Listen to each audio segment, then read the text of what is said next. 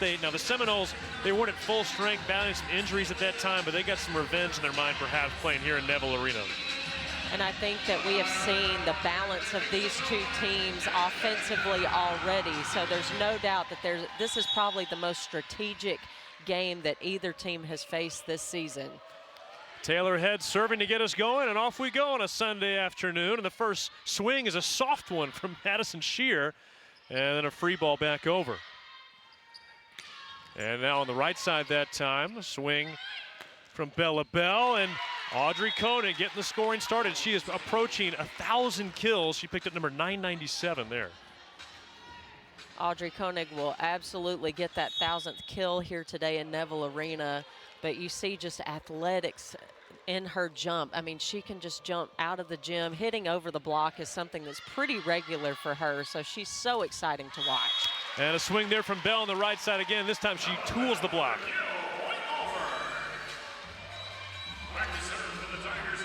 Bella Bell transferred in from Kentucky. This is her second year at Auburn. Her 6th year in college volleyball. Plenty of experience. And there's Chelsea McCurdy. Chelsea Harmon last year got married this offseason.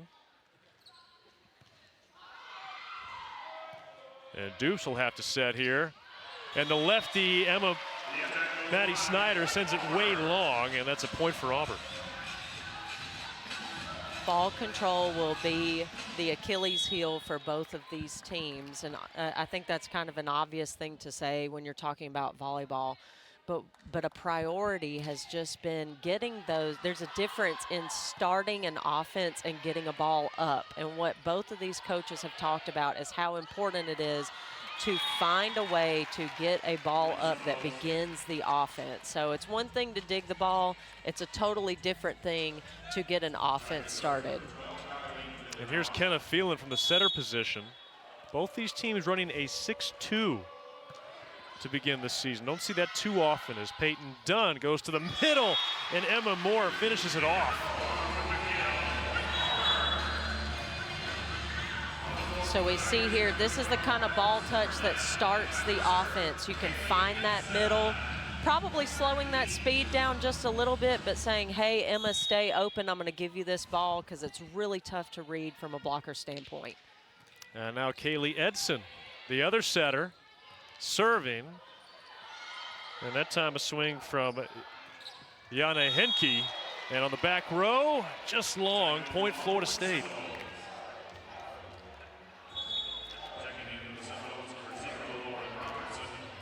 We've seen both second setters come in now as Robertson enters for Florida State. You know, what are the benefits of running a 6-2, Paige?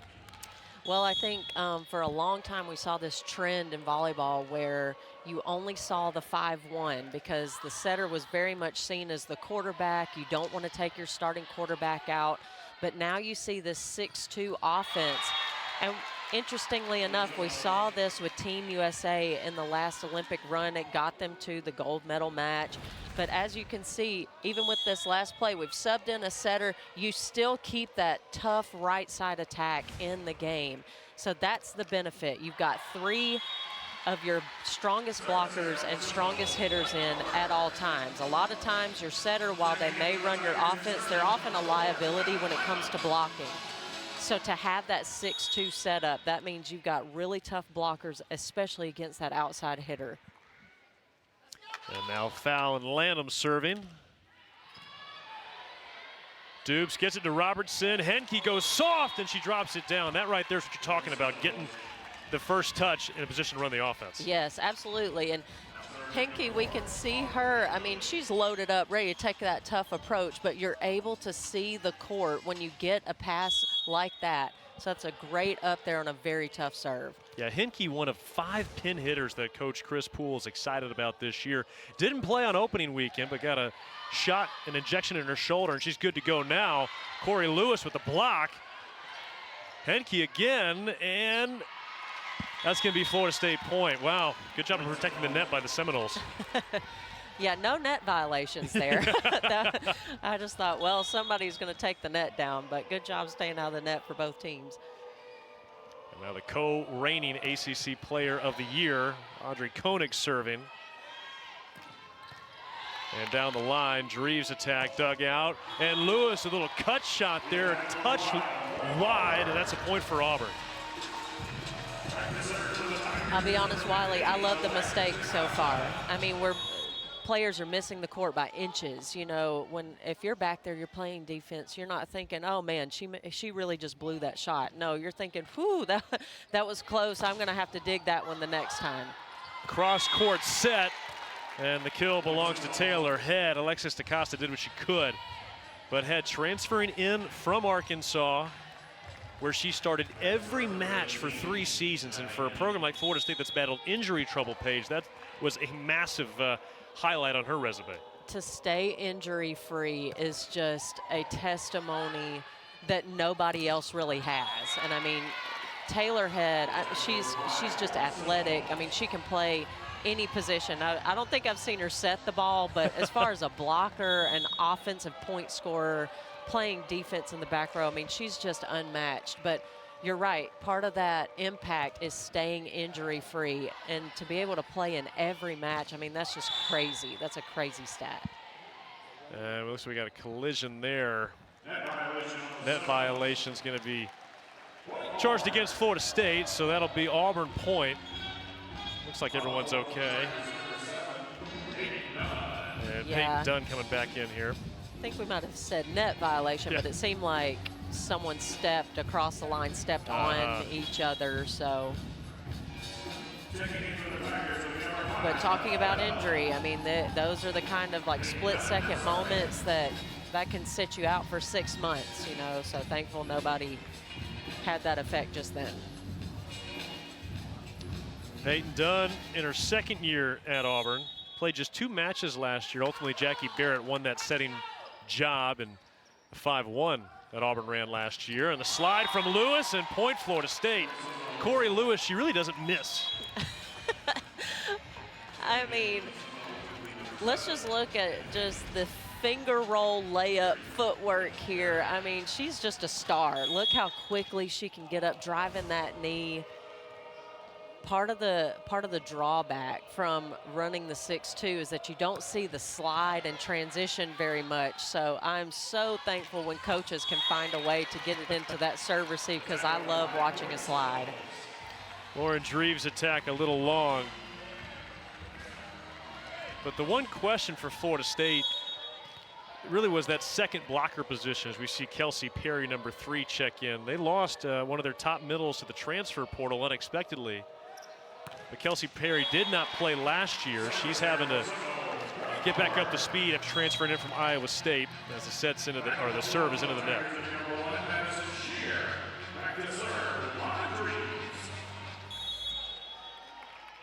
Now Lauren Dreves, true freshman from Vancouver, Washington. That's in the Portland, Oregon area. Back row swing, and on the line, Audrey Koenig. She can score from anywhere on the floor. She can just sky as well. You know, a lot of times, we've talked a little bit in previous matches about this back row attack. You know, that used to be a bailout. That used to be no options up front. You're throwing a ball up to a back row player. Audrey Koenig runs that in system as if she's on the front row. It wasn't going to take long either for Maddie Shear to get her first kill. First team All-SEC, led Auburn in kills last year, and that's a good sign for Auburn getting her swing going.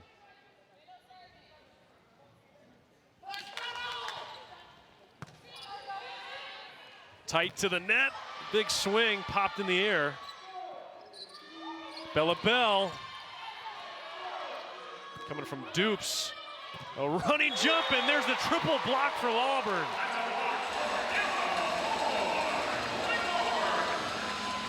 This massive triple block. I mean, you've got 6 hands in your face there. Maddie Shear jumping in at that last minute. I love that kind of show and take. You're not sure if Maddie Shear is going to hang back and just play off blocker defense, but she sneaks in there, completes that block. And a great block again from Auburn. Saved by Snyder. Done to Bell. And where's Phelan going? On the outside. And from the right side that time, Maddie Snyder, the 6'3" lefty. There's just not a lot of players like her in the country. Not at all. And, you know, she's off the net there a little bit. So for a right-handed hitter, that would be a super tough ball to just gather your feet, try to get an explosive move under that ball. But when you're left-handed, you know, that's really kind of in your wheelhouse. And Maddie Shear on the outside that time. She's got another kill.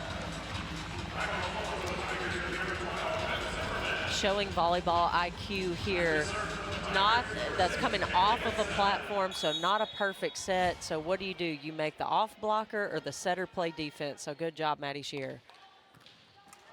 And a let serve, pancake attempt by Dupes. And it's gonna be an ace for Kaylee Edson. And she might be one of the top servers on the team. She absolutely is. She serves with a lot of velocity, but she has an attack mentality. You know, we talk about serving. It's a little bit like free throw shooting, except you've got to move the ball around, right? The hoop doesn't move in basketball. Your target definitely moves with serving. So sometimes you think a lot of strategy, and that can take some speed and attack out of your serve, but Kaylee Edson's an attacker back there. And now Audrey Koenig 1 kill away from 1,000 in her career. Enter the match with 996. Edson goes to Shear. In the middle, it's Lewis. And the block again comes through for Auburn. That's been a staple since Coach Crouch arrived. They've leaned on it heavily year in, year out. And I think to talk about blocking, you have to talk about everything that counts that is not a block, but it is a quality stop at the net. You know, a block, for something to count as a block, that means it ends the play. It results in a point. But Auburn has gotten plenty of just quality stops at the net, meaning the ball does not cross the net. Florida State has to dig, kind of rebound and try again. And that can really wear a team out when you're just putting that solid presence up at the net, even if you're not scoring. And I think for Auburn, a team that struggled in serve, receive, and passing these last couple of years, having that block was huge for their success. And a swing there from Dreves, and she gets it off of Hinke. And Auburn back within one. The Seminoles hitting over 300 in this match so far. Auburn hasn't been as efficient, but they're hanging around.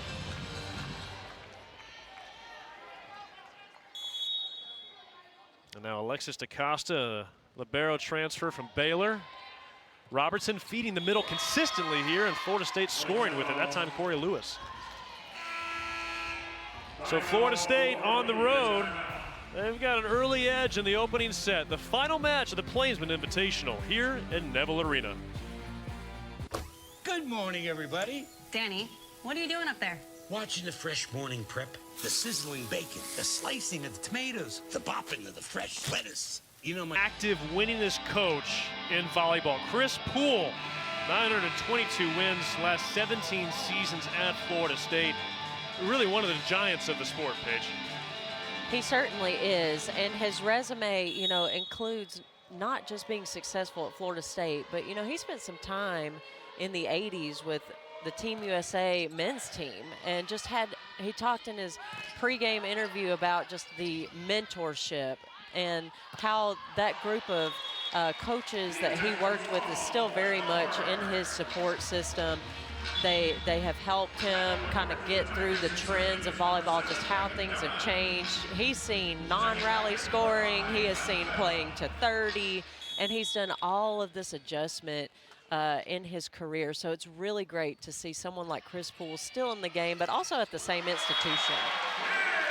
And Lauren Dreves cashes in the overpass.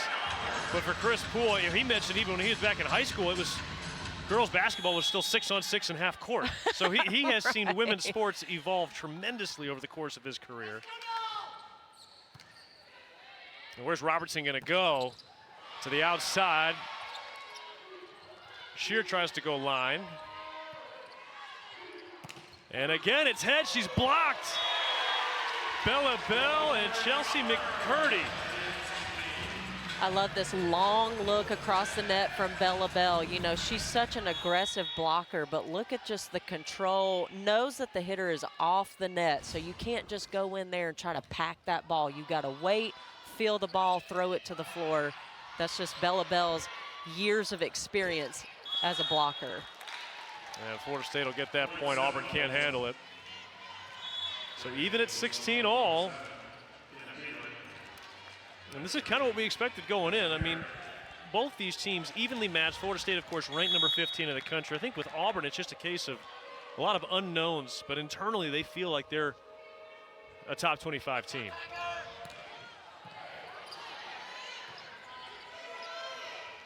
And on the platform, soft over from Shear.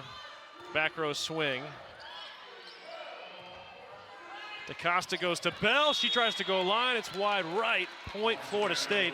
On the other sideline, head coach Brent Crouch, in his 5th season, has led Auburn to back-to-back NCAA tournaments, just the 2nd and 3rd appearances in program history. He hit the ground running when he got here, and even he said at times they're a little further along the path than he thought they would be. Which is just an incredible testament, because his first season was the COVID season. So you come in, you're so excited, you're ready to get something going, you know how much potential is in the Southeastern Conference, and then it's like, we're all going home. Everyone's training is their own responsibility. You're video conferencing with your players, trying to get to know them. It's just, I feel like we've lived 1,000 lives since that season, but for him to have come in kind of behind the 8 ball in that way and to have this level of progress is just a true testament to how much impact his program has had here so far. Yeah, we said it was year 5. It's got to feel like year 15. Oh, for all of us. sure. Yeah, absolutely. Absolutely. So timeout, Florida State. This first set is going down to the wire. And I think what we'll see here from both teams, you know, in the timeout here, you're just trying to talk about how to capitalize on those great first touches. You know, not everything is turning into a kill, but you want that ratio of a great pass should equal a great kill.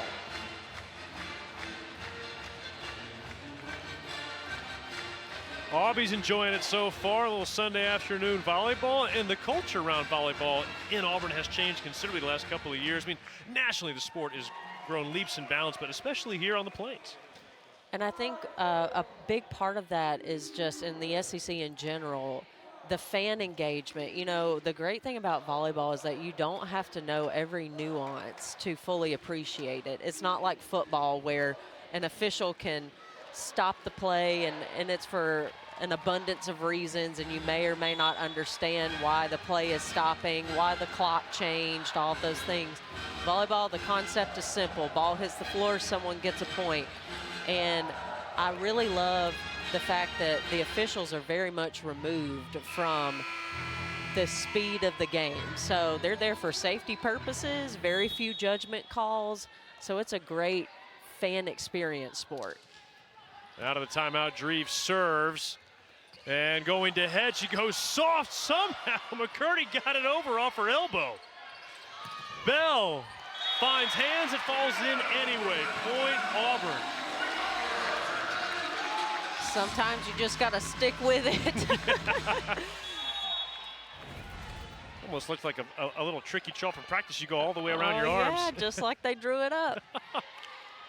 Phelan goes to Snyder, and she finishes it. Florida State back within 1. Just the amount of options that Florida State has at their disposal. You've got Maddie Snyder, left-hander, Audrey Koenig, serving now Taylor Head. You've got Yane Henke. Bell with some thunder, popped high in the air. Filamawa feeds to Koenig. And the point belongs to Florida State. And I think I would, if I were a Florida State coach here, I don't know who I would trade if I needed a lineup change. You're right, there's just so many weapons on the offense for Florida State. And that was her 1,000th kill as well, looking for 1,001.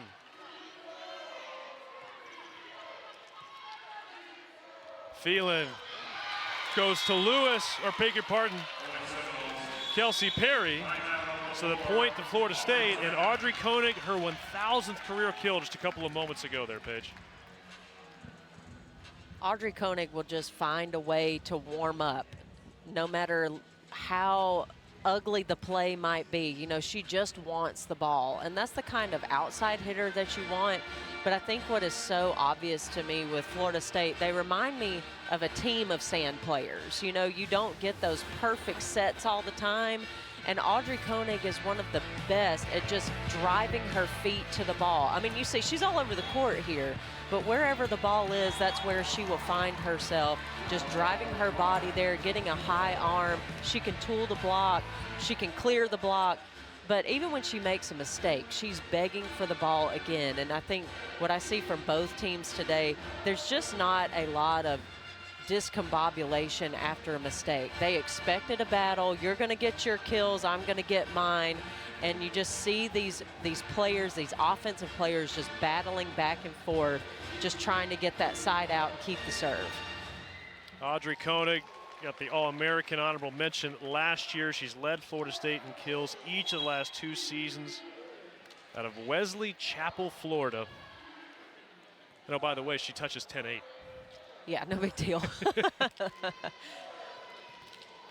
All right, so Florida State on a 3-0 run here. They flip things on Auburn, and after the Tigers call a timeout, where do you think Coach Crouch wants to go? I think here, if you have a great pass, you want to get your middles involved, but Madison Shear can put the ball all over the court. How about down the line? How about down the line? You know, Maddie Shear is so good at timing that block. She hits between that 1 and 6 position there on the court. But anytime you can make the setter play defense in a situation like this, that's what you want. So good job, Maddie Shear.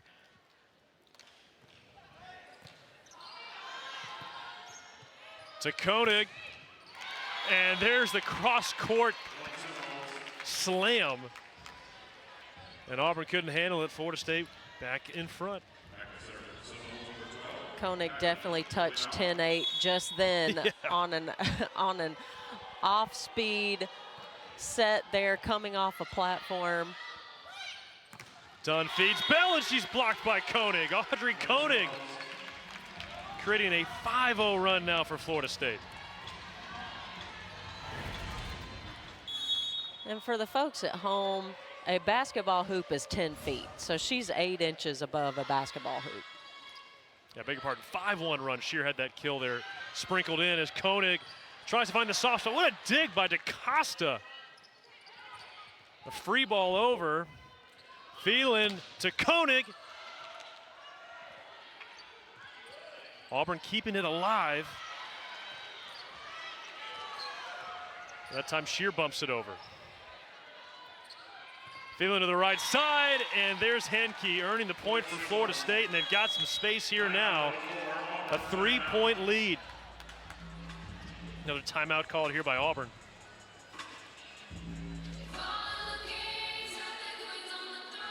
Tuesday at 8 Eastern, 7 Central, right here on the SEC Network, we'll have our latest episode of True South with John T. Edge traveling around Austin, Texas to Cisco's and KG Barbecue. Meeting the locals, eating good food, talking about the South. The Sentimental Family Band also plays some country swing that's just right for two-stepping. It's going to be a great show. Going to check out a few new SEC towns this year: Austin, Texas, Norman, Oklahoma. But you know, on that Auburn sideline right now, Paige, it just seemed like Auburn really had trouble handling some of those attacks from Florida State. Yeah, and anytime your series includes 2 free balls back to the other team, I mean, that's not ideal. That's not what you want to do.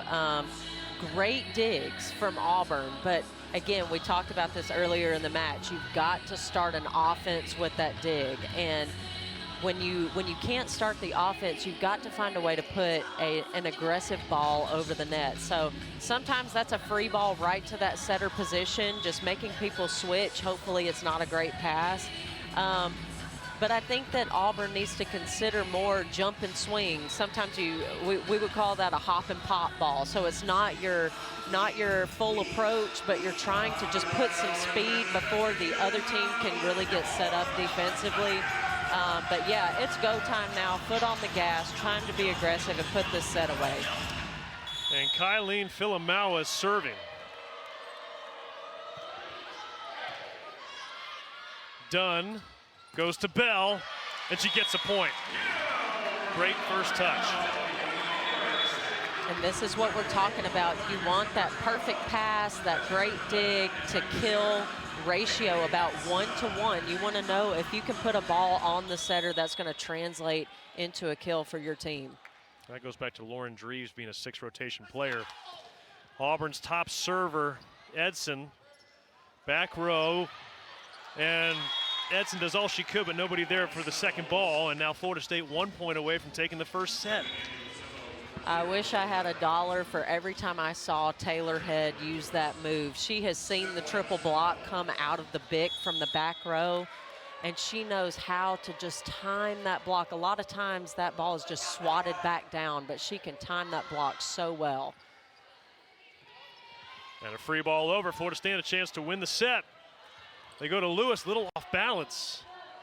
DaCosta gives it to Belle Zimmerman. Overpass. And soft touch, Emma Moore, the freshman, keeps Auburn alive.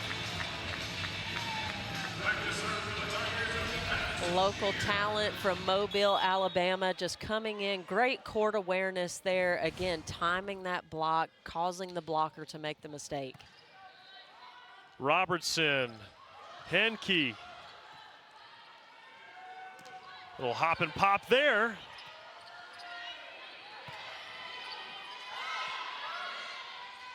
Edson goes to Zimmerman, who tries to cut it hard. Good recovery by Henke. Shear sets Zimmerman.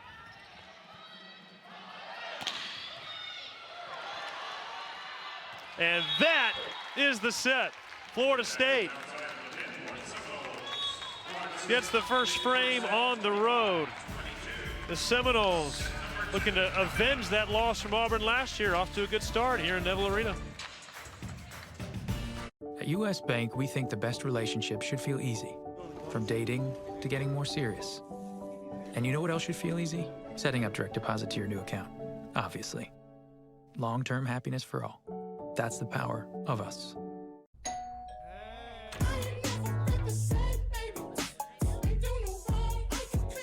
Bad set, but she wants every ball. I mean, she wants good, bad, and ugly. Does a great job just putting these balls away, and obviously has a great volleyball resume bringing that she's brought into Florida State as well. Yeah, Coach Poole told us, you know, when she first came to the state, she was certainly talented enough to be a Division I player, but she didn't speak any English, so had to go work on that. She went to Division II Cal State, Los Angeles. She was the National Freshman of the Year in Division II 2 years ago, and then last year, first team all-conference. And we've talked a lot about Lauren Dreves being a 6 rotation player. Henke's got some of that as well. She's a better passer than you might think at first glance. And I think it's just, she's got just a smooth ball control aspect about her. You know, you might not see her just diving, you know, making those super dynamic diving plays, but man, when that ball comes to her platform, she can just, she's got such a nice touch on the ball, but then she knows how to be aggressive and put the ball away as well. It's just a really nice combo in a single player. Lauren Dreves serving, and the first swing from Maddie Snyder. She goes down the line. Again, that 6'3" left-handed swing, you can't replicate that in practice because it's hard to get one of those. Sure, and you have to, it's all about ball alignment with your blockers. You know, you have plenty of opportunity in a game where it's just a bang-bang play and the block doesn't get lined up correctly, and that can result in a kill for another team, and you kind of have to just wash it and let it go. But when it comes to lining up on a lefty, I mean, you really have to just see that consistently. So that really is a great weapon to have on the right side. If you're an opponent, is that something you can get more comfortable throughout a match? I think so. From one set to another? I think so, but you know, to knock it down to 3 sets, I don't know if you can get super comfortable to where you really feel like you know what you're doing. Yeah, and by the time you get to that third set, you might be down 2-0 already. Right, right. To the middle, McCurdy, yes! A little bit of energy there. Auburn, they were right there at the end of the first set. Florida State pulled away at crunch time, and then Seminoles taking the first couple points here. McCurdy giving Auburn a little bit of an injection of energy. I think the middle engagement is going to be that just extra gear for either team. I mean, we're seeing untouched kills for both middles, you know, just undiggable balls. So they're going to have to both really, really work to get the middle engaged. And it's Shear. What a spot. Threading the needle there in the back row. And Maddie Shear now with 4 kills. That's such a tough spot on the court between that zone 1 and that middle back zone 6, but she does such a great job just causing confusion between the person that's digging down the line, the person that's digging in middle back. And a block from Pella Bell, solo.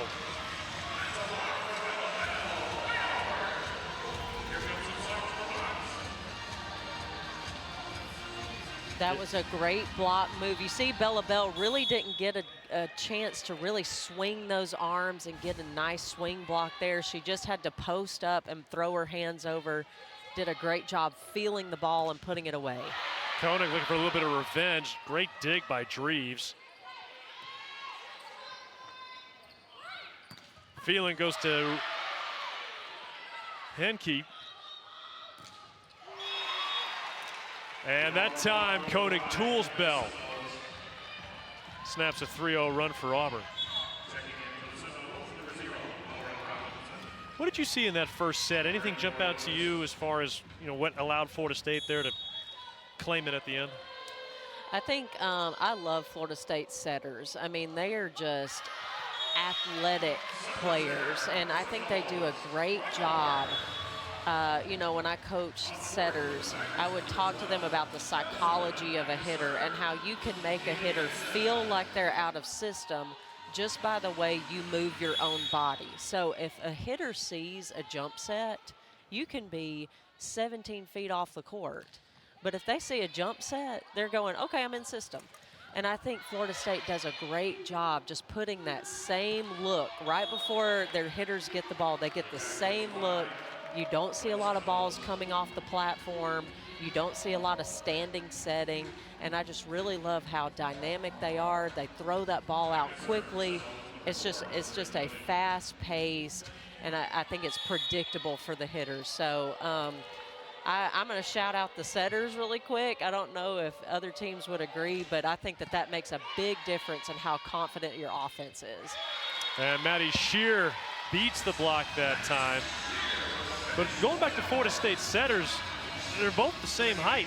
So Right. It keeps that look the same. And that was something Chris Poole pointed out, that when you're running a 6'2", it's not as jarring for the hitters when you feel like you've kind of got the same type of set and at least, you know, figure in the corner of your eye. Sure, and yeah, the dig needs to be the same height no matter who it is. The dig needs to, you know, the passes need to be the same trajectory no matter who the setter is.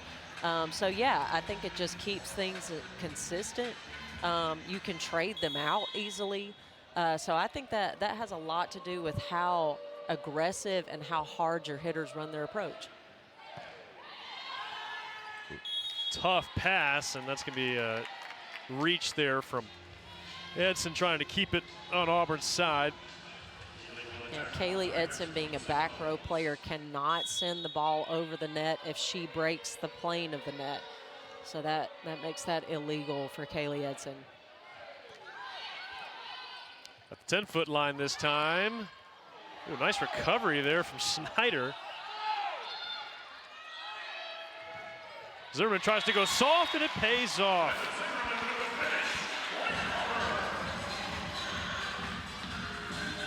Junior led Auburn in kills in their last match against Cal Poly with 11. Good job, Emma Moore. Not sure if she was ready, but she threw that platform out. But Belle Zimmerman was back, ready to receive a set there. And again, just court awareness. You don't have to smash every ball. Just give the other team some trouble where they can't reset. And Alexis DaCosta with the ace. Second for Auburn today.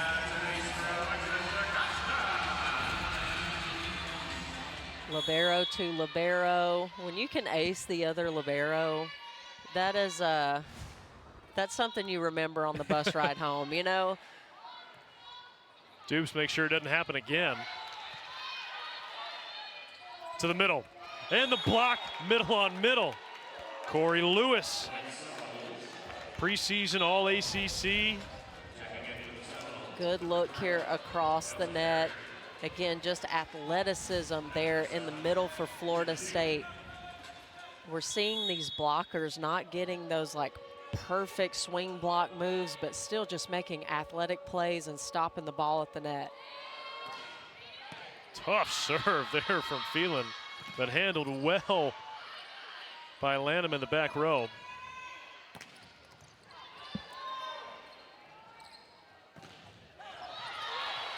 A dig that time from Edson.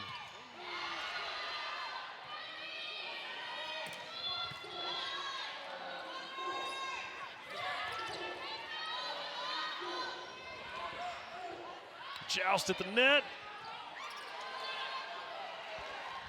Another swing for head. DaCosta goes back to Zimmerman, and she floats it too far. Point Auburn, one of the better, or Florida State, but one of the better rallies we've seen so far today. Now Kenna Phelan. She had 10 aces last weekend alone. You can see why. Yeah. I mean, she's an attacker back there. The risk reward is high,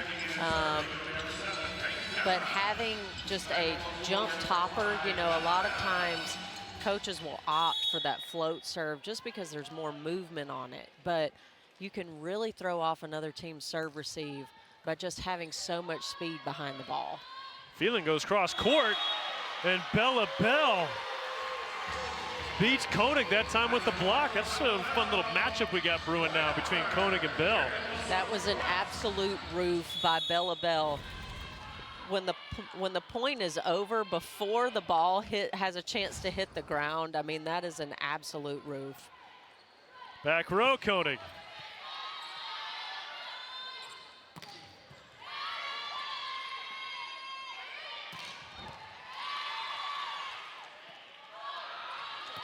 Reeves gets some high hands. Perry trying to pick her spot. What a one-hand dig by Lanham to keep the point alive.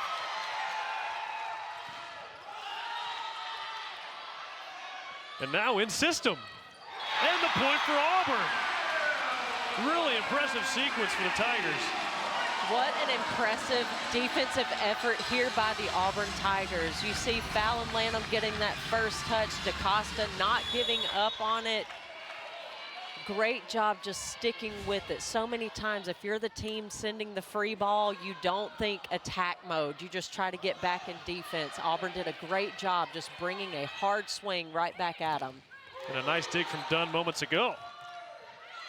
Another swing for Snyder, and she is long. Point Auburn, the defense for the Tigers stepping up. They lead the SEC in digs entering play today.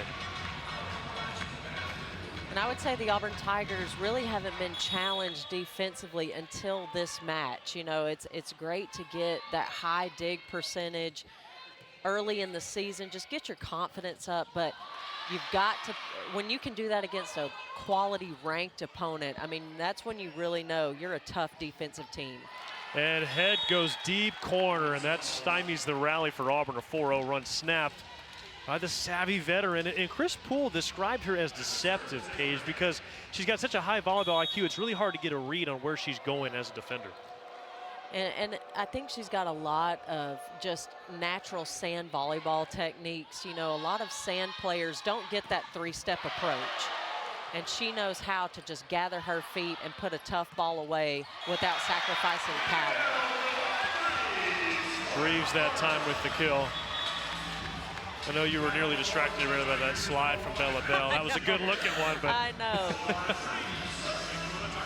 But Lauren Dreves gets the kill anyway, which is just it's so nice to see a freshman with that much court awareness in a bang-bang play. That is so cool to see with such a young player. Tough first pass, but Florida State gets it over. Phelan behind. McCurdy, less than ideal set there to Shear, but she gets it over. And a block that time from Shear and McCurdy. Great alignment from the lefty. You see Madison Shear cheating in, knowing, hey, this is the lefty. She wants to send it cross court in a set like this. Great alignment there. Auburn's got a 4-point lead here in the second set. Florida State wants timeout. Pin hitters. Take a look at all the different weapons the Tigers have featured thus far. Shear, Dreves, Bell, everyone contributing. And you can see that not all of these are perfect situations. These are not perfect pass to an in-system set. You just see these hitters fighting and battling to find a way to point score and terminate in every situation, which I think is going to set them apart for the rest of the season. Dunn, McCurdy, she'll set Shear. Sliding effort by Phelan. And with her hands, no, that point is long. And Auburn now up 14-9. And we were talking about during the break, Paige, but Auburn defensively just seems much more organized. They've got 19 digs now in this set. Yeah, and I think that they are a confident digging team. But I have to talk a little bit about the touches at the net. We talked about the quality stops at the net, but anytime you can turn a hard swing into a free ball, that starts your offense. That counts as a dig.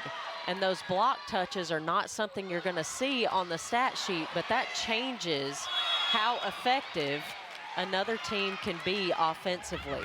So what you see really dominant teams doing is they'll get those untouched kills, right? No block, no digger is touching the ball. But we're seeing a lot of great quality touches at the net that slow it down and start the offense for the Auburn Tigers. So yeah, those digs are important, but so are the block touches. So Coach Crouch is going to challenge that last play. Regional call was And I think what we're looking at here is, was there a net violation before Madison Shear kind of missed the ball there? And what you have to consider here is safety, which is kind of, volleyball is a great sport where there's not a lot of judgment calls. But what the official is kind of being charged with here is, was it a safe play for Madison Shear to continue playing? Let's take a look at what our official is looking at here. See the ball there at the very bottom of the screen. Yeah, clearly players in the net. Yes. But Madison Shear misses that ball. Did she miss because she felt someone in the net? So that's kind of, you have to kind of make that safety judgment as well, which is it's tough. It's tough. That's really not, when you're challenging a play, that's not something you're often challenging, but yeah, you're trying to see, was there some kind of dangerous situation that caused Maddie Shear to back away? I suppose you're going to read Shear's body language there too, aren't you, if you're making that judgment call? Yeah, and I mean, was Madison Shear going to be able to play that ball without player interference? And I would say no. I think she was too late to play that ball, but still, pretty significant safety issue there. For what it's worth, Coach Crouch, he challenged 4 times in the match against Cal Poly. He went 4 for 4.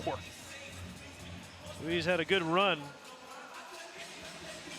But Auburn, after dropping the first set, 25-22, they've come alive here in the second. And let's see what we have the call as here. call is being reversed, net fault. So a net fault, so it will be Auburn's point.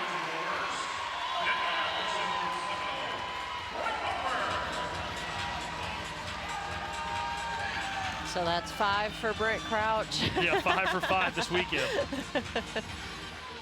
So Lauren Dreves serving,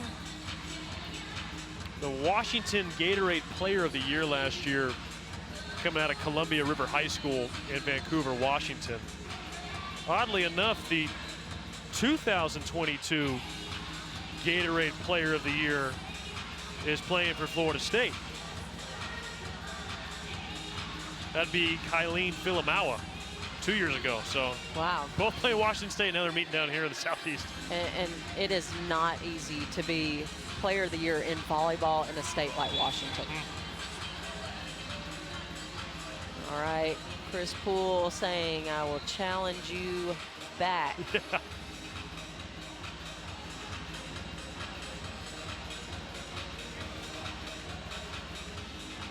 Florida State is challenging that the ball was down on the pancake in the middle of the play. Original call was ball up.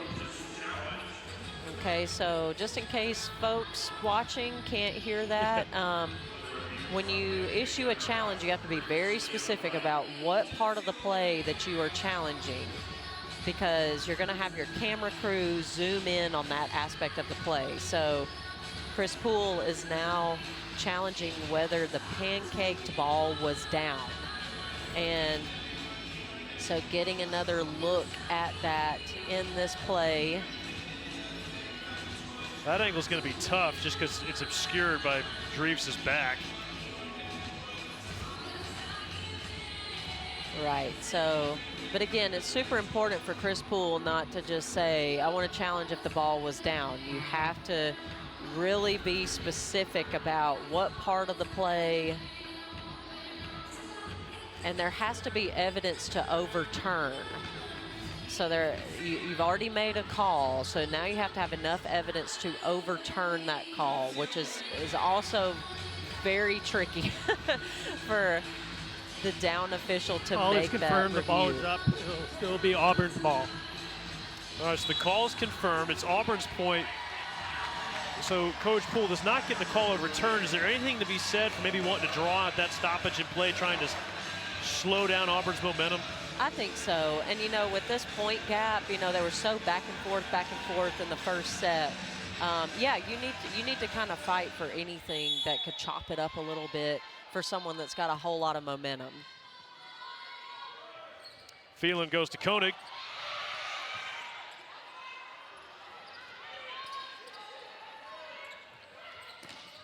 Koenig trying line, and she'll earn the kill there. That is her 7th here early this afternoon, and that snaps a 4-0 run for Auburn. Koenig's doing a great job just forcing the setter to play defense. You know, when you're sitting in that right back position, it's so hard, even when you know that a hard swing is coming, to not just charge in. We talk about the setters coming in face forward. You know, it's like you've got your face is just charging toward that ball. But Koenig is used to seeing that right back player do that. She's doing a great job just keying in on that. Right there, those are the two headlining players. Maddie Shear, first team All-SEC. Audrey Koenig, ACC Co-Player of the Year last year. To Shear, another point for the Tigers. They are taking control in this second set. I truly don't know if there's another player in the country that can consistently hit that seam like Maddie Shear. You know, sometimes you'll say she's a line hitter, she's a cross-court hitter, but she can really pull that ball between the two back row defenders there, where it's really hard to know who should take this ball. Does the right back defender throw their hands up, jump in that gap, throw their hands up? Does the left back or the middle back player, do they make that diving kind of drop shoulder move to try to get it up? It is such a tough angle there, and she does it so consistently, whether she's got one or two blockers up. Is that something you think some hitters just have a knack for? I think so. I think everyone has got a spot where their arm just feels good, you know. But I know, I mean, just as a coach myself, I would strongly discourage outside hitters from pulling the ball towards center back, because that's often the seam of the block. And where Maddie Shear is so talented is that she can see the seam of the block, often jumps over it, and can still get the ball in that seam. So a tool from Henke and now a kill from Koenig, and Florida State trying to make a late charge here. They've got Lauren Robertson, a transfer from Memphis, serving. And Bella Bell cleans it up, and that all started with the pass. Absolutely. Just the ball control we're seeing from Auburn's only 6th rotation player in freshman Lauren Dreves. I mean, for me, I think when you have a freshman offensive player, you can kind of just give them permission to just go off, you know, just play, don't think too much about it. But if you really want to see someone's like brain get scrambled up, throw them in serve receive. And she can just ball handle. She jumps in those gaps. She's not afraid to get served. So she's just got a strong mentality that she's bringing into Auburn in her first year. And many coaches would tell you that most freshmen, they come in the weakest part of their game is serve receive, right? 100%, 100%. It's the hardest thing to go from club and high school to college level serve receive. I mean, it's just two different worlds. We see it there again, leading to an Auburn point. As Maddie Shear heads off. Fallon Lanham serving. And there's a look at the recruiting class. The freshman for Auburn, Dreves, the one who's getting consistent run early on this year. And Corey Lewis. She's just automatic when she gets a good ball. And the drift. I mean, it's just like her athleticism. You know, she's chasing that setter down. The call here was run in front of the setter. Well, that ball was pulled toward the center of the court. You see her taking off even with the setter and just drifting into a hard swing. She's just an athlete. How about the angle from Lauren Dreves? That one was catapulted from the video board. This was steep. Hard angle. I mean, behind Taylor Head, are you for real? Like, I mean, just being able to hit so sharp on a set like that, that's crazy for a freshman. First service error against Auburn today. Florida State's had 5, by the way. And it's starting to feel a little bit like Florida State's going to have to make their charge. Maybe in this rotation. You've got Phelan serving. And we've talked about that ace to error ratio is a little lopsided for her, but the reward of getting the serve receive out of rhythm is what they're going for with here. Although DaCosta had a really great pass, and it leads to an Auburn point, and just like that, Phelan's no longer serving.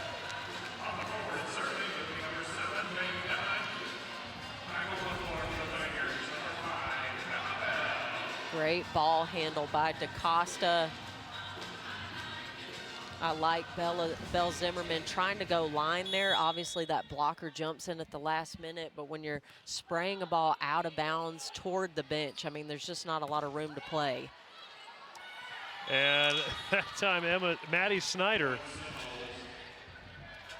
with her power from the left side, gets Florida State back serving, but Auburn can taste tying this matchup.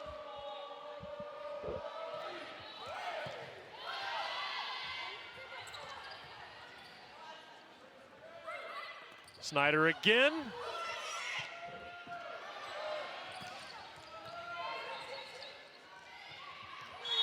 And that time it's Kelsey Perry, the transfer from Iowa State, hitting the seam. And that was one of the questions for Florida State coming in. What could they get out of Perry, especially early on in the season? And so far, she's doing a really fine job. That's now 3 kills today. Yeah, you get athleticism and 100-mile-an-hour arm. That's what you get out of Perry. I mean, she's so quick getting up on the ball. That was a great sequence there by her. So for Florida State to make a run here, where do they need to go? I mean, I think they need to keep the middles engaged. They're just so athletic. And again, they're getting those untouched kills. They're getting the ones with no block, no dig. So if you can get that great pass to a middle, they're going to chip away at this and they're going to get even here. Read and React with Cole Kubelik and Roman Harper is back for another year. Each week, they'll take a look back at biggest plays, players, and games from the weekend. The season premiere is tomorrow night at 7 Eastern, 6 Central, right here on the SEC Network and the ESPN app. Florida State has not lost a set so far this week. They did drop 1 to Georgia. But trailing here. And I think the biggest difference statistically in the second set for Auburn is just holding down Florida State's attacks. They've given up just 12 kills on 46 swings. They've got 25 digs, Auburn does in this set. I mean, the defense has just been much more in sync.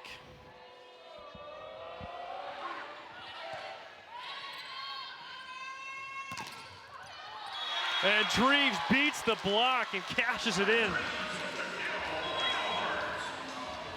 Smooth and steady here by Dreves. This is not a 100% swing, but man, her ability to see across the net, see what that block setup looks like, and challenge it is just a great volleyball IQ. Florida State went to the middle. Dig from Dunn. And that time, Maddie Shear gets the kill, and Auburn's 2 points away from tying this set. Again, just hop and pop. Just get your feet to this ball. It's not going to be your favorite swing, but can you put it in a tough spot? Koenig looking for an answer. Shear again. And another point for the Tigers. And Shear now with 10 kills in the match. Just an eclectic collection of all these different weapons. You know, we know these players can bounce balls like that. And on the overpass, Chelsea McCurdy locks up set number 2. And the momentum firmly on the side of the Tigers as we go to the third set. A roar from McCurdy.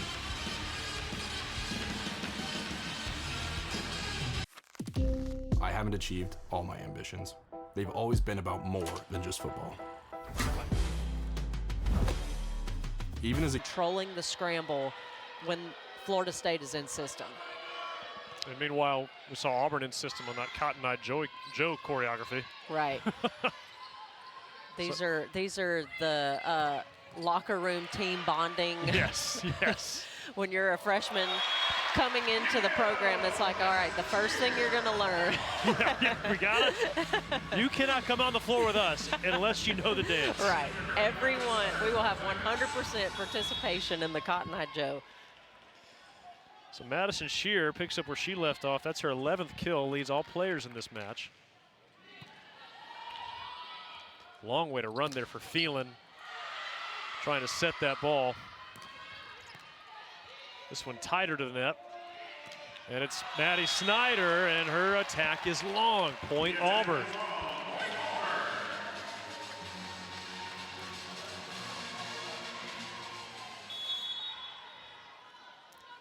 And Florida State, they've had some attacking errors so far today. They've been at times just a little long or a little wide on some of their swings as that serve goes into the net.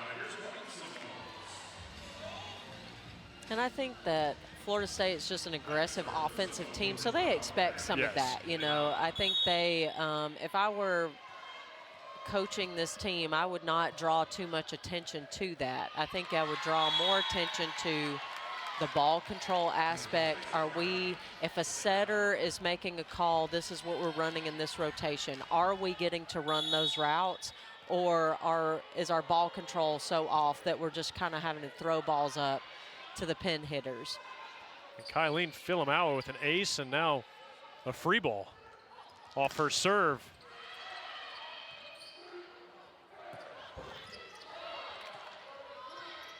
Koenig off the hands. Yeah, that's that block interfering with the swing again. Oh, what an effort from Phelan. And Filamawa gets it over. And Bella Bell says, that's enough of that. She beats the block.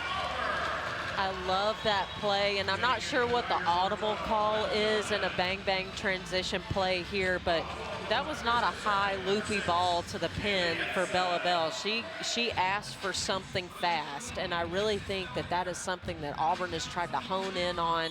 You know, when you're scrambling, one-arm diving, just trying to get everything together, can one of your hitters put a quick ball away? Kaylee Edson, toughest server on this Auburn team.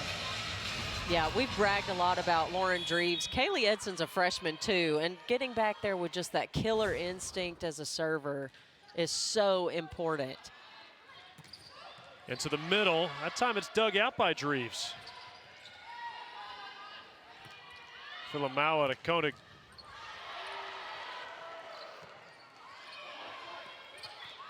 And that's going to be a net violation there on Belle Zimmerman. Tough ball there, trying to put something on it, get to it, but couldn't slow down the momentum before she crossed over.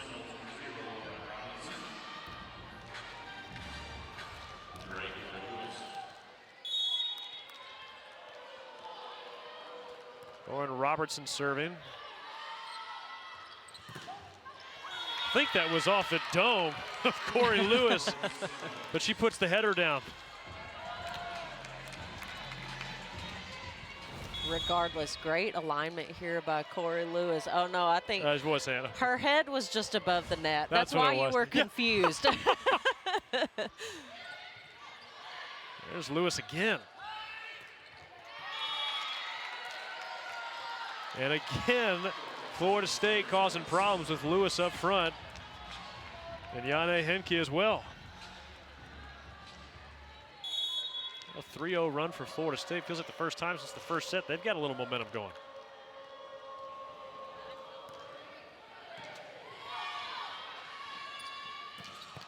Belle Zimmerman. The first and third touch by Belle Zimmerman. Now listen, if I'm going back to the service line, I'm serving Belle Zimmerman. She is not the one that takes the first ball. Gives herself a perfect pass to just terminate. What a great sequence there by Belle Zimmerman. I mean, Coach Crouch just talks about how much she has flourished and grown over her time at Auburn. Corey Lewis, again from the rafters. We've seen her hit that sharp right side of the court, but then she goes cross body here. You see the alignment from the two blockers. Just take that left back away from her. No problem for her. She'll just switch lanes there. What a ferocious swing. Emma Moore. The fireball that time from the middle. And Kaylee Edson comes in with a one-handed alley-oop to Emma Moore. That's why middles, you have to stick with your setter. You don't know what kind of tricks they can pull out of their pocket there. Stick with them, run your route. And right now it's middle on middle. Lewis with the answer for the Seminoles.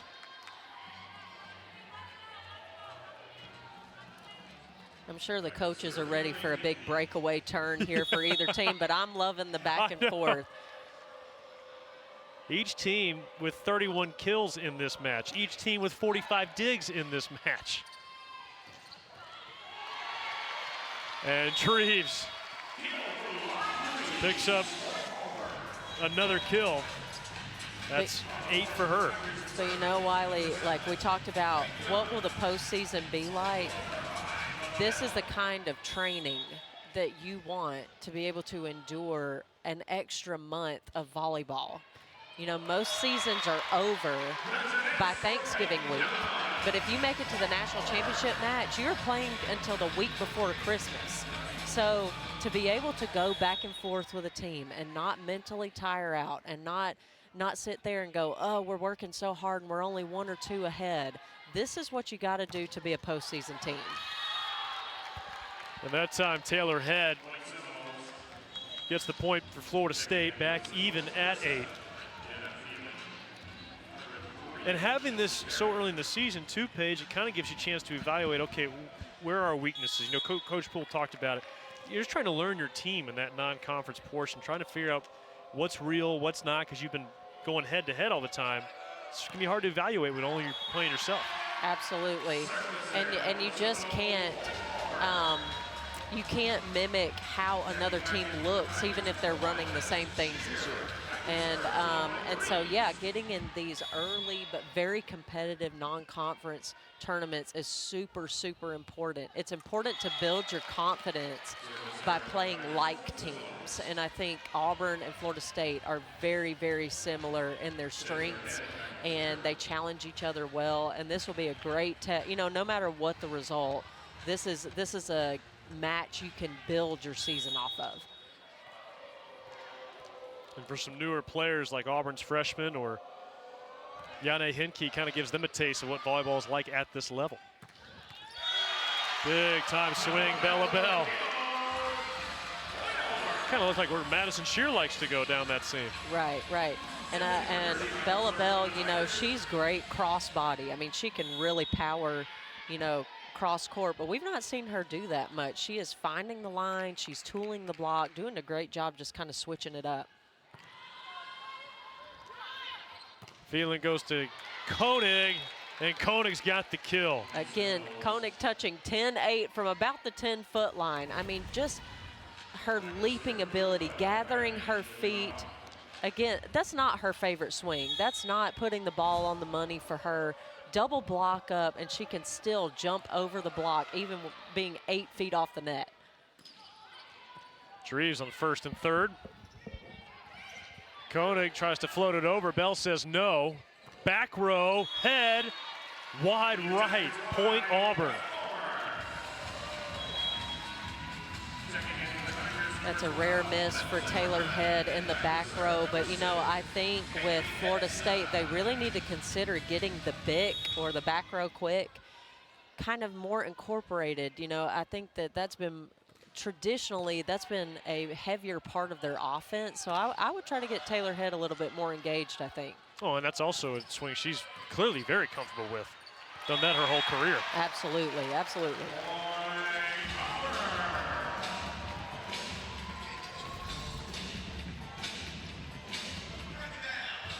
Good scramble here. Net not being helpful.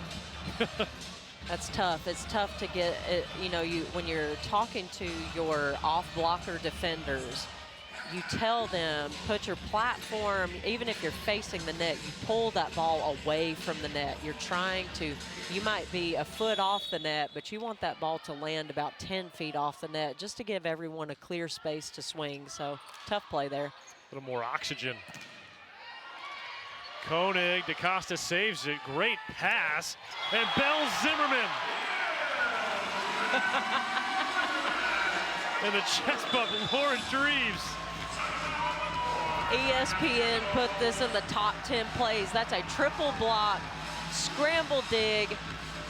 Bell Zimmerman hits that ball front row. I mean, how do you go up against somebody who can swing that high on a transition play? That is an elite swing there. The junior from Liberty, Missouri. She is swinging freely. Auburn up by 3, third set. Kaylee Edson and the Tigers feeling themselves a little bit. They won the second set. They've got a lead here in the third. And their best server at the line. Tight pass, Henke. What a dig from Edson.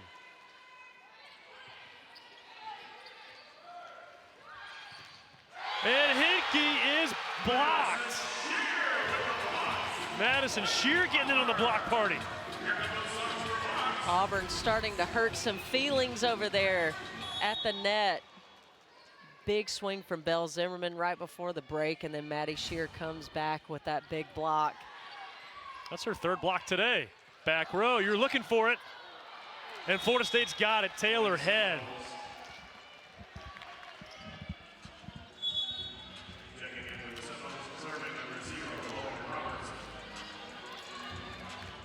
Taylor Head transferred in from Arkansas. She had 22 double-doubles last year. That was third in the country.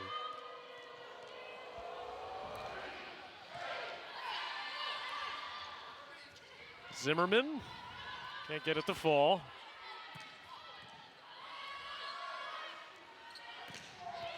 Second try, great dig, Philamawa. And that kisses the back line, Audrey Koenig. I think we'll have a challenge here from Brent Crouch, whether that was in or out. Lauren Dreves seemed very confident that it was out. But great spot nonetheless. I mean, in a scramble play, that spot has really served both teams well. Call was in.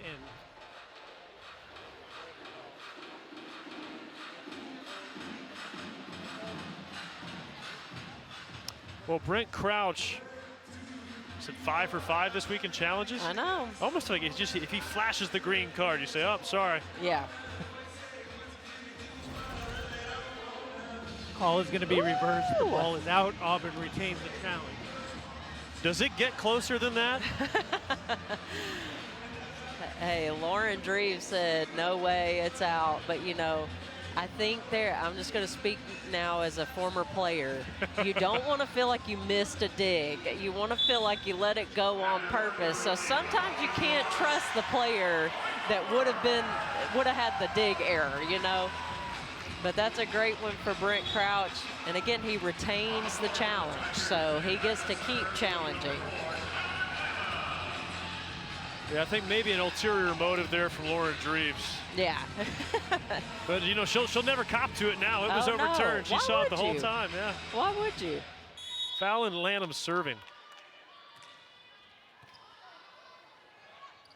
And the overpass devoured by Lauren Dreves, just eating above the net.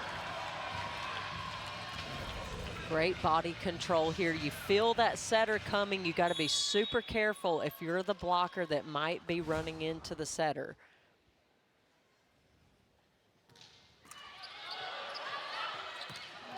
Oh, Belle Zimmerman with a lightning bolt.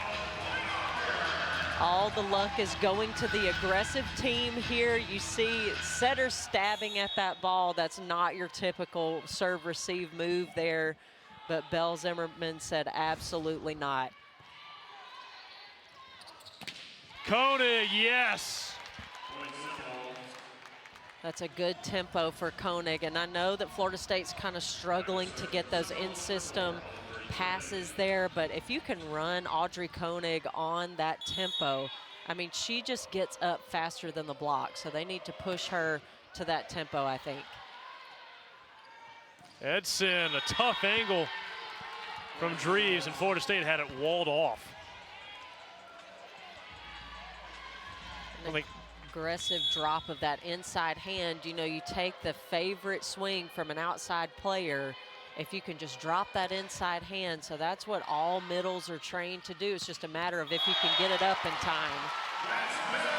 All started with the pass that time, and a perfect set on the high ball to Belle Zimmerman.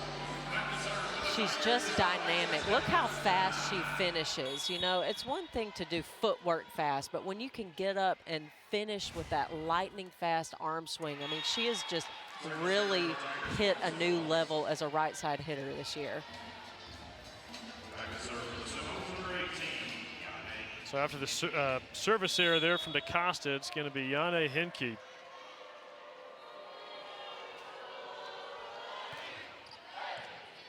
Going towards the back corner.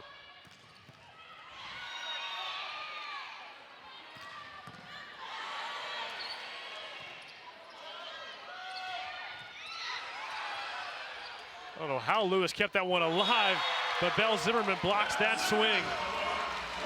And Auburn knocking on the door of 20 right now. Just talking discipline with the Auburn defense. Look at everyone looking across the net. In a scramble play, people stabbing at the ball with one arm, it's so easy to just get caught up, eyes up, gazing at the ball, but they look across the net, make a plan, everyone reacts the same way. Back row, Koenig. She beats DaCosta that time.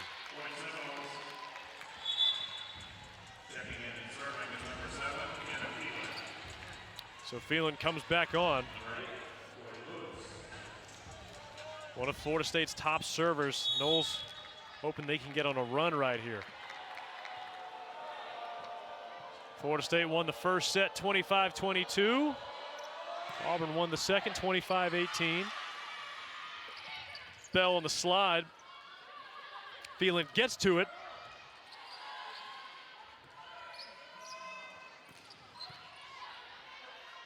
Tight to the net. The free ball back over. And a perfect spot, Bella Bell right between the hands.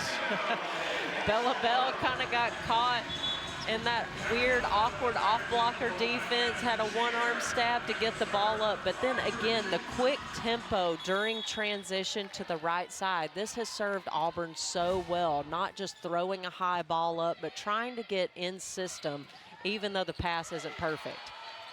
Big swing there from Maddie Snyder, but Auburn handles it. Dupes.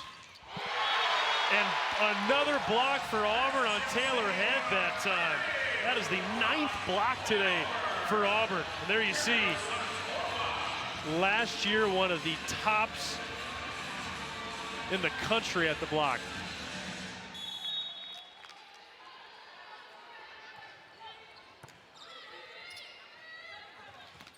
Head this time, rolls it over.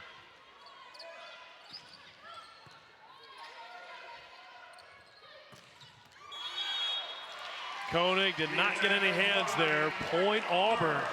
Now a 7-point edge here. They're in line to take the 3rd set. And the freshman Reeves is serving.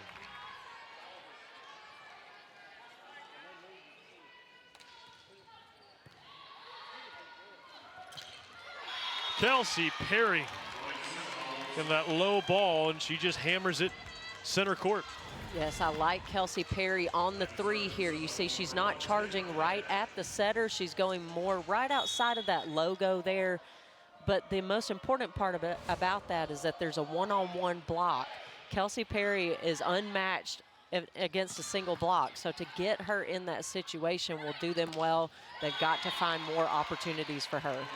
The dig from Robertson, and then the kill from Koenig. Seminoles trying to hang around here.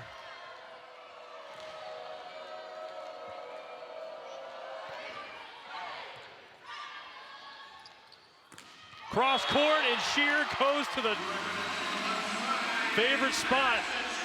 This is a rare untouched ball from Madison Shear. You know, she's tooled the block a lot, but look how quick she gets on the ball. I mean, you're seeing blockers track her across the net, but we forget Maddie Shear can really get up quickly and put a ball away very effectively, even when she's not bouncing a ball or putting a ball, lacing it in that deep seam. She really knows just how to beat blockers.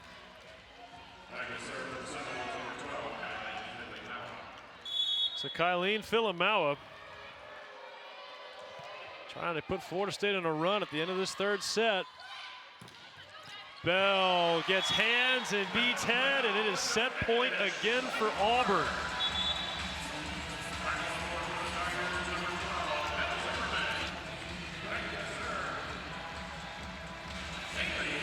And now Kaylee Edson already has 2 aces today. A 3rd would earn Auburn the set. Tight, Koenig, point Florida State. It's a good fight there by Audrey Koenig. You know, again, we said Maddie Shear was successful just getting on the ball quick. Same thing with her. If you can get that fast tempo, it may not be 100% swing, but it can be a very effective 70% swing that sides out for your team.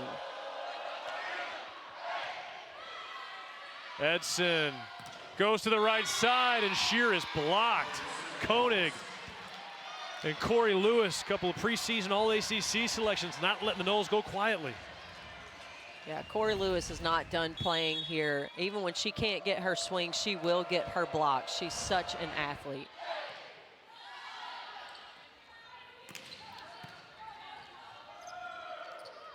Robertson to Hinkie.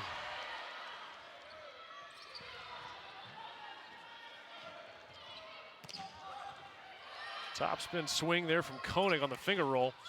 Another block from Lewis.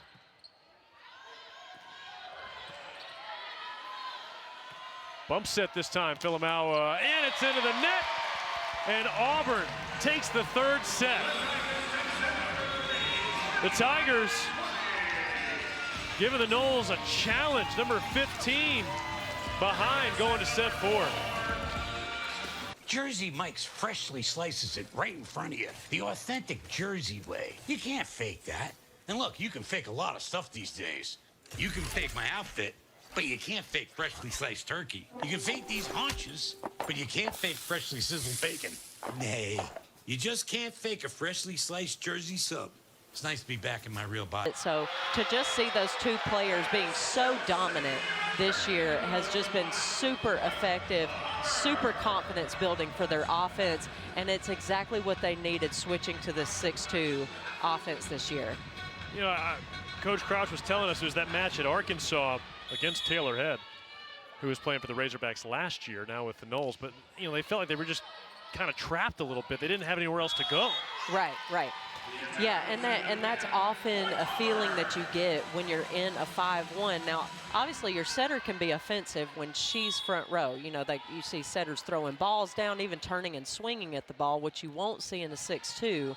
But at the end of the day, the person you want hitting the ball is a hitter. And so they do a great job just developing that and putting that in their routine offense and getting them set up for success. Now, on the Florida State side, as Taylor Head will serve, what do you think Coach Poole's message was going into this fourth set as they try and force a fifth? Well, I think there were a couple of elements that I'm not really sure it's something that you talk about between sets, because I think it can, you know, just kind of scramble your team mentally a little bit.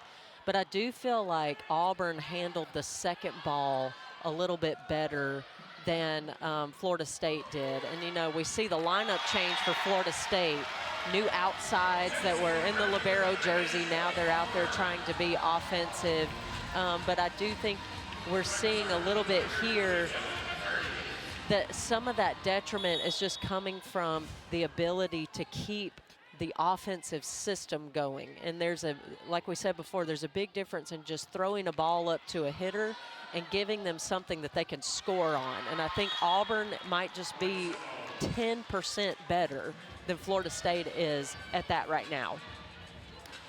Corey Lewis with the point there. You see Kylene Filomawa just behind her wearing number 12. That's what you're talking about. She is now in the regular jersey, no longer the libero. She was forced to play the libero last year because Peyton Dupes tore her ACL just 2 weeks before the season. She hadn't played libero really at all in her life. But now back in her outside hitting position, she'll go soft.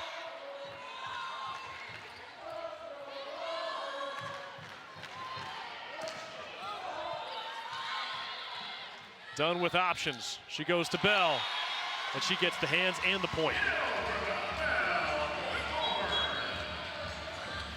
As a setter, do you think differently when you're in a 6-2, knowing some of the personnel you might have on the floor? I think it depressurizes a setter, honestly. I think you just feel like you have more options. And, you know, a lot of time, what we haven't seen a ton of with both teams here, but I think we'll definitely see as the season progresses, is that you've actually got a four-hitter a lot of times. Because if you've got somebody like Lauren Dreves in the back row, or Audrey Koenig in the back row, you've got a back row quick that you can also use. And when you can time that and sync that up with a middle attack, it's very hard for defense and blockers to figure out who's going to get the ball. And a lot of times that tempo is the exact same because these hitters are so talented, it doesn't matter if they're front row or back row, they can slam it just the same. So, yeah, I definitely think it depressurizes a setter and takes responsibility off of them a little bit. A couple of great passes here early in this point, and DaCosta can't save it. Point Florida State. I would say we have seen her. She can definitely swing from the back row. Absolutely. And I think she might have been shorted a couple of back row opportunities, because I think when you're a blocker, you kind of get in a rhythm, especially if you've blocked the same position a couple of times. You get in this like, okay, do that move again, do that move again. But when you can kind of throw that change up in there from the back row attack, it really humbles blockers. Audrey Koenig now with 15 kills, picked up her 1,000th career kill in the first set. Zimmerman floats it over behind her ear. And that time, the block takes down Koenig. Point Auburn. And we see this one rotation where Madison Shear is actually the right side blocker in this rotation. does a great job aligning there. You know, Koenig trying to pull that ball line. Maddie Shear's job in this rotation is protect the setter. So you don't reach in, you don't try to take too much of that cross court away, but when she tries to turn it, you better make sure she can't have it. And Lauren Dreves again cleans her plate on the overpass. Felt like this match flipped early there in that second set. I remember Chelsea McCurdy had that big block. It was the first point for Auburn. They were in a little bit of a lull. And since then, they've just been the higher energy team. And that's a point for Florida State. Admittedly, that energy is a little tougher to manufacture when you're not winning sets. Sure, and I think that what I like seeing here is another challenge from Brent Crouch. Yeah. That wasn't what I was going to say, but I like seeing there's this fearless energy of the back and forth. You know, I think sometimes it can feel discouraging when you're just scratching and clawing and you can't get any leeway, because what you want is a big point break, right? You want 5 or 6 to roll off, and then you get that comfortable lead. But Auburn it seems coaches like both challenging teams no net fault. want The original to call have was that a net back fault. and forth and expect it. Well, you might have been able to read Brent Crouch's lips, but now there is no doubt. They're looking at a net fault. I think Brent Crouch said there's no way she touched the net, so that is what they're reviewing right now. But those are the reviewable plays as a reminder.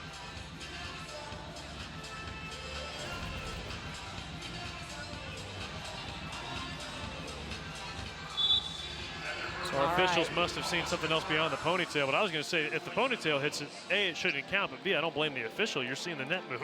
Right, right. Streaks over for Brent Crouch with the challenge review, but I don't think anyone will come close to it for a while. I don't think so.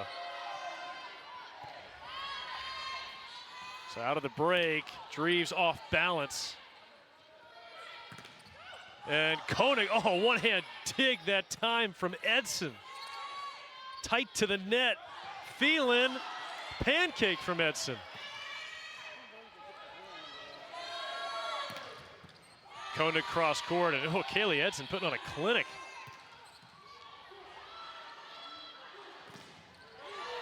And there's the block from Auburn. Florida State trying to reverse the floor. What a rally.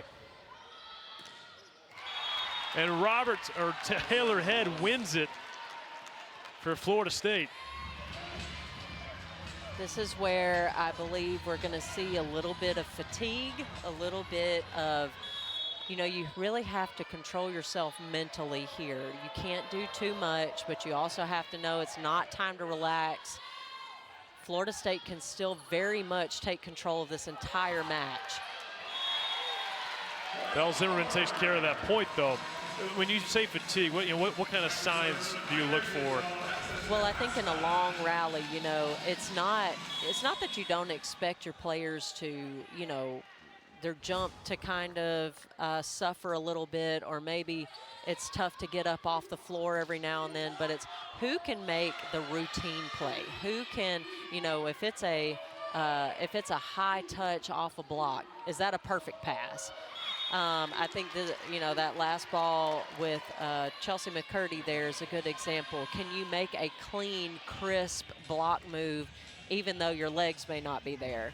So those are the things that as the match wears on and your body's kind of wearing down, you're getting a little winded there, you know, what are the elements that you can do perfectly to make sure your team knows what to expect from you?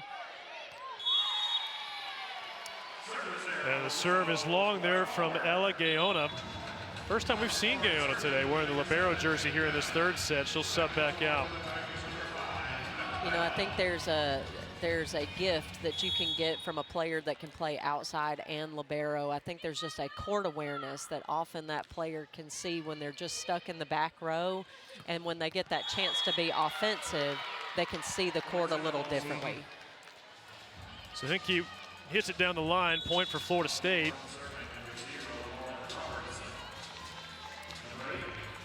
Tied at 8 here. Florida State and Auburn both undefeated. This is Auburn's first real test as far as the Power Four is concerned. Florida State did beat Georgia in Tallahassee last week, but this is their first true road game. And Lewis, did she get hands? No, she did not, although she disagrees. And let's see if Coach Poole wants to challenge it.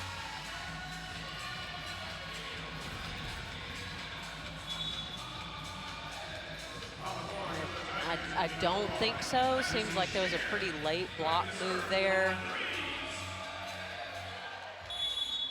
I don't think Coach Poole wants to risk losing his challenge either. He's only got one left. Right.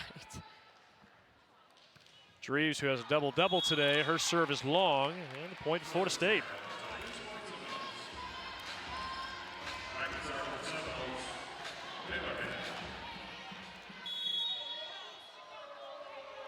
If you're Florida State, you're on the road, and like you pointed out, you may have lost the last 2 sets, but you win this one, all of a sudden that pressure shifts back to Auburn. How are you kind of approaching, point to point here inside of this set mentally? Well, I think that again, you can overcoach in a timeout, you can overcoach in a break, and I think that there are some things that players are confident enough to say, that was a simple mistake, or I barely missed the court on that last play, and there's just no conversation to be had, because that it was a good swing, you just barely missed your target. But I think when it comes to just taking control over the match, I think it really lies in that ball control aspect for Florida State. Now, they are an aggressive, high-flying team, great blocking team, but sometimes you can see them getting a little wild in transition and seeing them not taking care of the ball like they need to. And so I think it's you've got to find a way to slow the play down in your mind. And sometimes that's something as easy as just a higher dig. Giving easier, more floaty balls to your hitters rather than spinning balls off of a platform, so really working for that. But yeah, I think it's like just the little things that get your confidence up that are really just in that ball control conversation. Yes, game kind of slows down a little bit, right? Right. Florida State, we mentioned on the road here at Auburn, they've got a lot of tough challenges this year inside the ACC. Take a look at their upcoming ranked opponents. Well, they're going to Florida. That's next weekend. And then you host a pair of top 5 teams in conference, in Louisville and Stanford. You go on the road there at the end, too. And that shot right there by Audrey Koenig, I mean, these are what you have to be able to effectively play against these top 5 teams. You've got to be able to have a court awareness of not just line, cross court, but you've got to be able to think about how do I get their best offensive player playing defense where she can't run her route. And that's the thing that Audrey Koenig just showed us in that last swing, how she can place the ball when she gets the right situation. Philemau just missed wide left, but last note of that Florida State schedule, it kind of explains why Coach Poole wants to have some of these tough matches early when you got that schedule. I mean, that a string was Stanford, Louisville, and at Pitt. Those are 3 of the top 6 teams in the country right now. And it really does favors to just, beat up on teams that aren't similar to you. You've really got to see what a top matchup looks like, and you've got to embrace that challenge, because one of the things that is factored into the RPI is strength of schedule. And so you can win your conference and you can do all these great things, but if you didn't play ranked opponents outside of conference and you don't have any within your conference, you'll be playing number 1 in the first round. So you've got to give yourself a chance to go deeper into the tournament by seeing some of these teams early on. Now, clearly, Auburn and Florida State both have plenty of ranked opponents inside their own conference, but by the same token, you want to be prepared for those matches, because if you've got a sub-500 conference record, that's another hurdle to try and climb over. Absolutely, and Brent Crouch and many others will tell you straight up that winning the conference is rarely the goal. And not that you don't want to, but it's that to go to back-to-back NCAA tournament appearances, you don't have to be #1 in the SEC. You need to have a strong schedule outside the SEC. You need to be able to say, hey, we really competed with some great opponents. And so, yeah, just like you're saying, if you've got a 500 record, but you've got top 5 opponents on your schedule every year, then that helps you and that gets you votes and you get to go to the postseason. So Chelsea McCurdy, she has been the most vocal of any Tiger on the floor tonight. And Auburn, a 15-13 lead, trying to lock up a top 25 win here at home. 5 teams inside the top 20 for the ACC early on this year. Miami and SMU just on the outside looking in. Chris Poole, in his 17 years at Florida State, he's never finished outside the top 5 in the ACC. Which is an insane stat. I mean, that's Hall of Fame numbers, no doubt.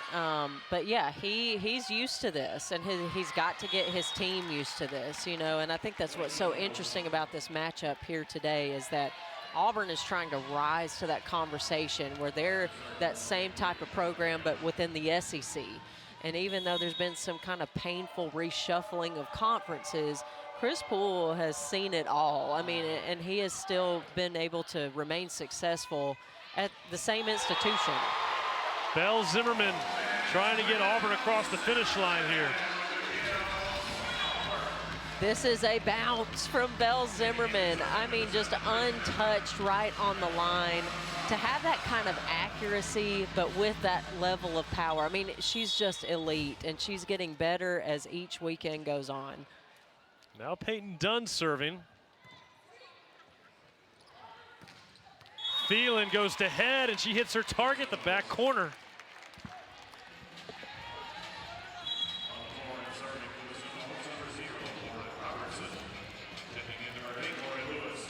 All right, so Lauren Robertson's going back to serve. And to your point, Paige, Auburn's won the last 2 sets. They're up 2-1. It feels like they're in control, but this thing can flip quickly. And Florida State knows that. Trying to see if they can put together a run, find some separation. Hinkie, too strong, point Auburn.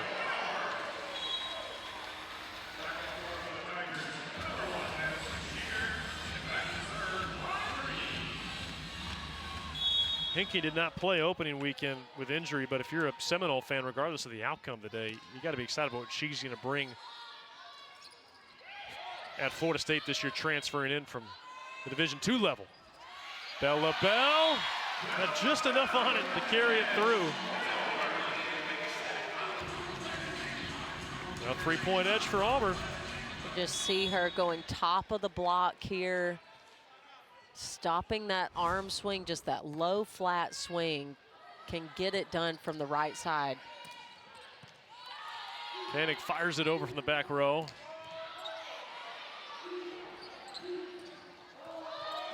Filamawa. Sheer charging. And head is blocked by Bell. The defense at the net for Auburn today, Paige, it's really been the story. Absolutely, and it's the difference maker here. I mean, we see craftiness from some Florida State players, but in the end, Auburn has just been so disciplined at the net. You know, it's quality stops, quality block touches, but then they can finish. You know, we see the 6 to 15 blocks. You know, I think part of that, Florida State has they're used to just getting those big slams on the ball because they have such athletic hitters. I mean, they hit over people routinely. But Auburn has done a great job just taking those options away. But what you see from Auburn offensively is that there's been a couple of bounces, there've been a couple of big show balls, but for the most part, they know how to use the block and challenge the block. And so I think that's what's causing the separation here is that Florida State, you know, they're used to getting on the ball quick, no block set up, just hammering the ball through, bullying the block a little bit. Auburn has just not allowed that, and I think it's caused them to scramble a little bit. Safe to say that Coach Crouch would pointed the 6-2 is one of the reasons they're able to maintain that block rotation through rotation. Oh, yeah. Proof of concept is, is signed, sealed, and delivered for Auburn this year. And to make that kind of switch so quickly, you know, you lose Jackie Barrett. So it's not like you've got last year's setter and you're putting last year's setter in the 6-2. Whole new setters. All new players coming in, and Lauren Dreves that are really having to be the driving force here. But, yeah, you've sold your team on this concept, and it's working well. Dreves serving. There's the block again. And Henke staples it right in front of Peyton Dunn.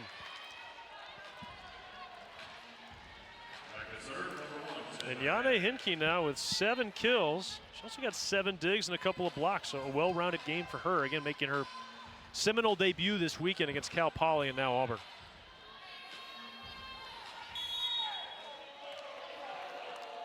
Taylor head at the line. Shear, it's popped high in the air. Nobody on the Seminole side could find it.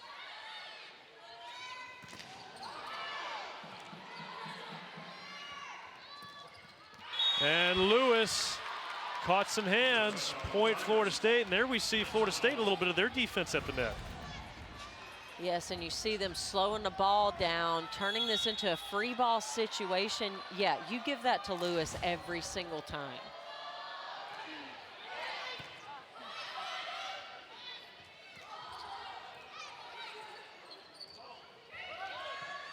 Done with the dig. Shear punches it over. Lewis trying to find the soft spot. What a dig from Dreves. Spectacular. A free ball over. Robertson feeds Henke. Now Lewis.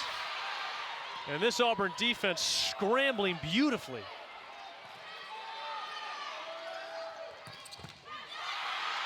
Dug out again by DaCosta. Transfer from Baylor. And finally, Corey Lewis finishes it off, and Florida State has cut it to 1, and Auburn wants a timeout.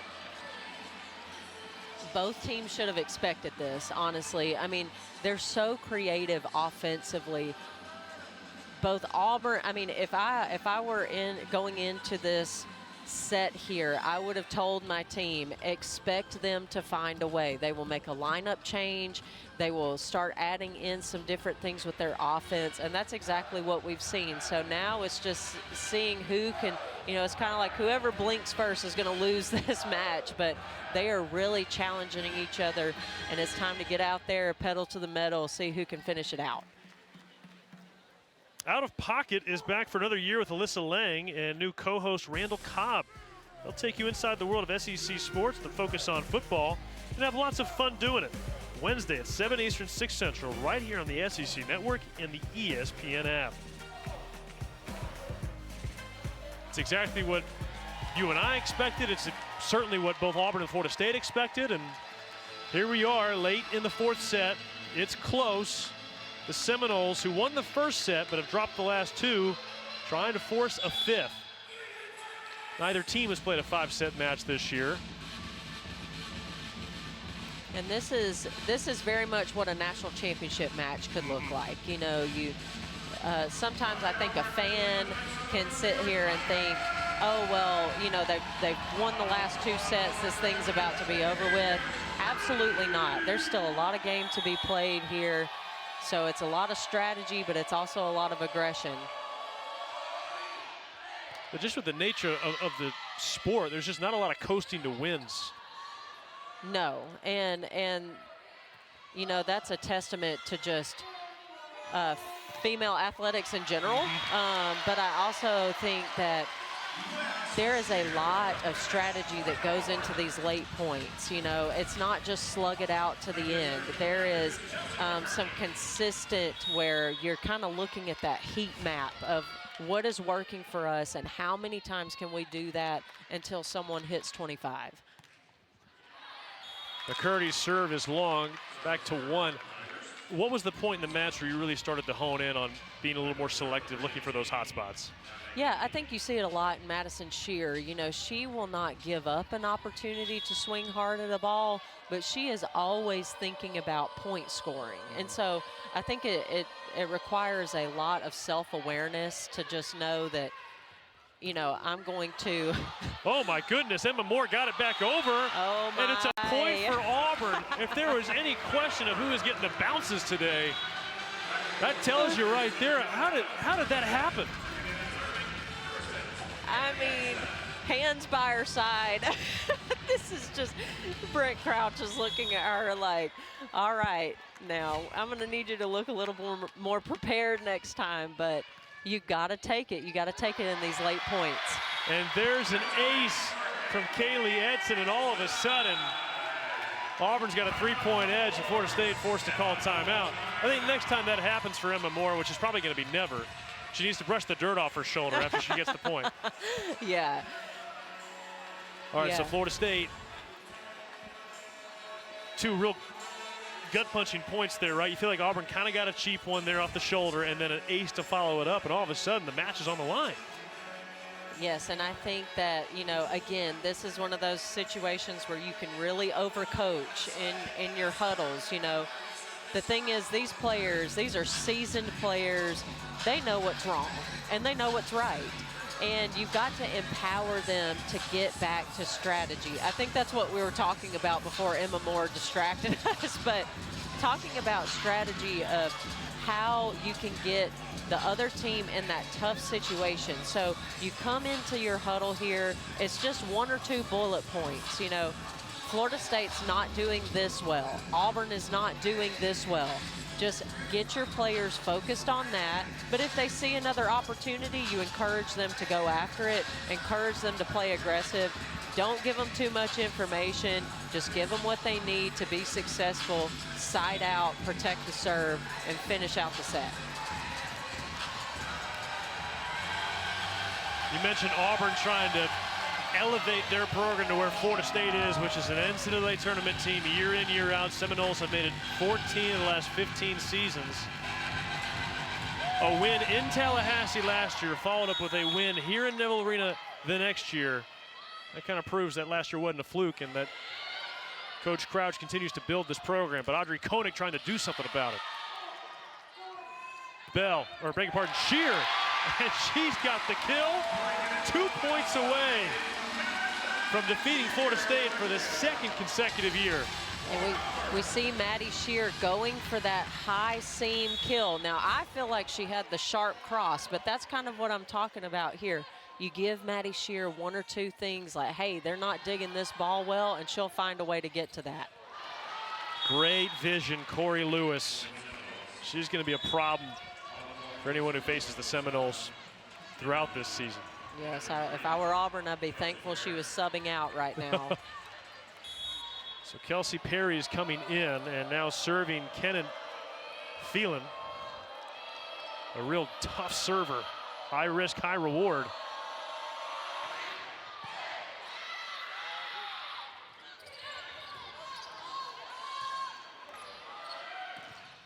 And Koenig is blocked, and here comes match point.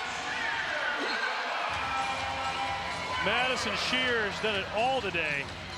She's got into that block here lately. I mean, and again, this is that one rotation where she's posting up on the right side, and she has just held it down over there, doing a great job with ball alignment, protecting the setter.